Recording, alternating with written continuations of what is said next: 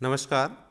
आज हम online classes के अंदर बीए पार्ट थर्ड के द्वितीय प्रश्न पत्र आधुनिक विश्व के इतिहास के अंतर्गत इटली के एकीकरण का अध्ययन करेंगे।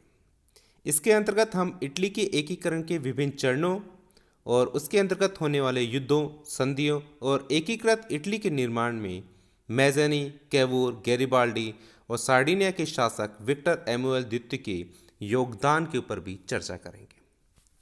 विश्व इतिहास में इटली का उत्थान महत्वपूर्ण स्थान रखता है।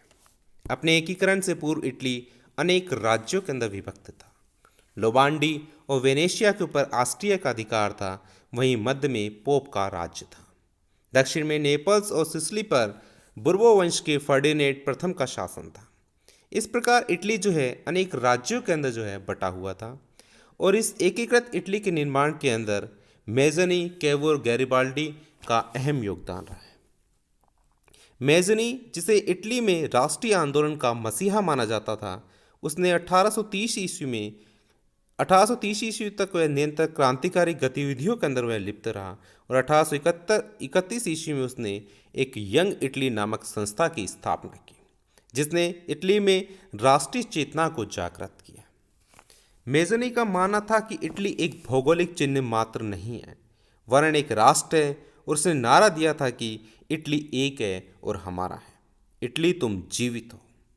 इसके अलावा उसके द्वारा 1848 ईस्वी में रोम के अंदर गणतंत्र की भी स्थापना की गई थी। इस प्रकार वह इटली का राष्ट्र निर्माता जो है मेज़नी को माना जाता है। मेज़नी के अलावा दूसरा जो अहम व्यक्ति था वो था कैवूर। कैवूर को इस आंदोलन का मस्तिष्क माना जाता है। 1852 ईस्वी में वह सार्डिनिया का प्रधानमंत्री नियुक्त किया गया। उसने इस समय अपनी नीति और उद्देश्य निर्धारित किए, जिसके अंदर सार्डिनिया पिडमांट के नेतृत्व में इटली का एकीकरण करना, यूरोपीय देशों से सहायता प्राप्त करना और ऑस्ट्रिया के प्रभाव को समाप्त करके एकीकृत इटली का निर्माण करना। 1854 ईस्वी में इस समय क्रीमिया का युद्ध हुआ। क्रीमिया के युद्ध में कैवूर ने फ्रांस के पक्ष से रूस के विरुद्ध 17,000 सैनिकों को भेज दिया। इससे फ्रांस और इंग्लैंड की सहानुभूति उसे प्राप्त हो गई।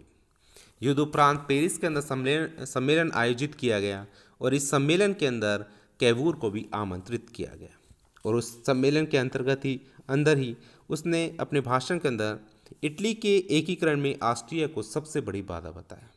कहा भी जाता है कि क्रीमिया के दलदल में इटली रूपी कमल का जन्म हुआ है। इस दौरान उसने फ्रांस के साथ भी एक समझौता किया। 21 जुलाई 1858 ईस्वी को कैवूर ने फ्रांस के सम्राट नेपोलियन थर्ड से प्लोम्बियस का समझौता किया, जिसके अंतर्गत अनेक प्रावधान रखे गए।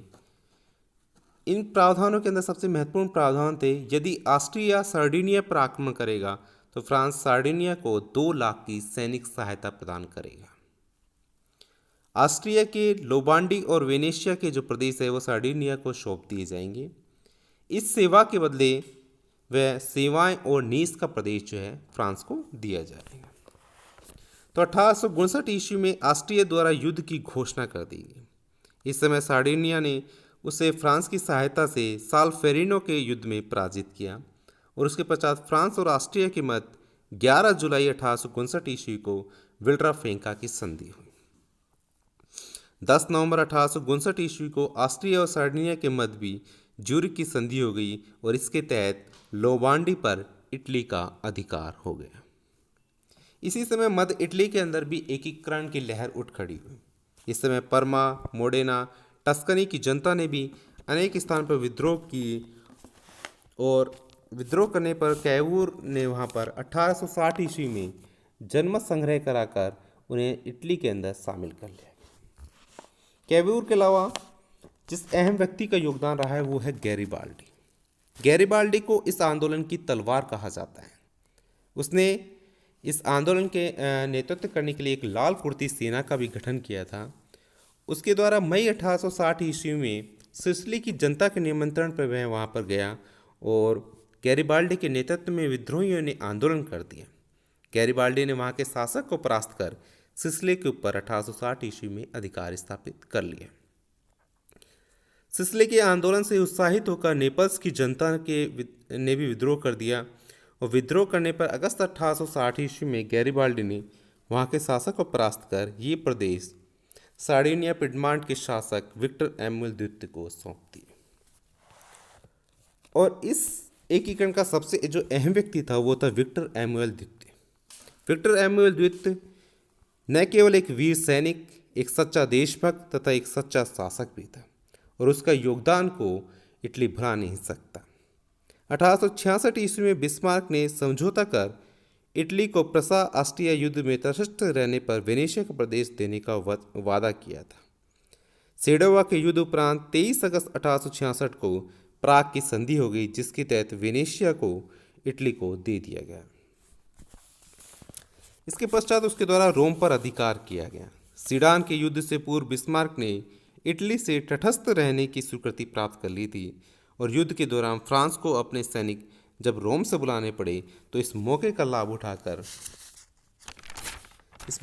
उठाकर इटली के शासक ने रोम के ऊपर अधिकार कर लिया और इस प्रकार 1870 ईस्वी में एकीकृत इटली का निर्माण पूरा हुआ।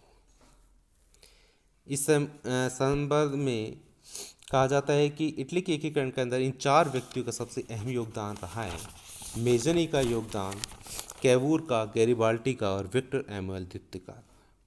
प्रसिद्ध इतिहासकार मेरियट ने भी इस संदर्भ में लिखा है कि मेजनी ने इटली की आत्मा बनकर, कैवूर ने मस्तिष्क बनकर, गैरिबाल्डी ने तलवार बनकर और विक्टर एमुअल ने शरीर बनकर उसकी दास्ता की बेड़िया को काट डाला और एकीकृत इटली का निर्माण किया। धन्यवाद।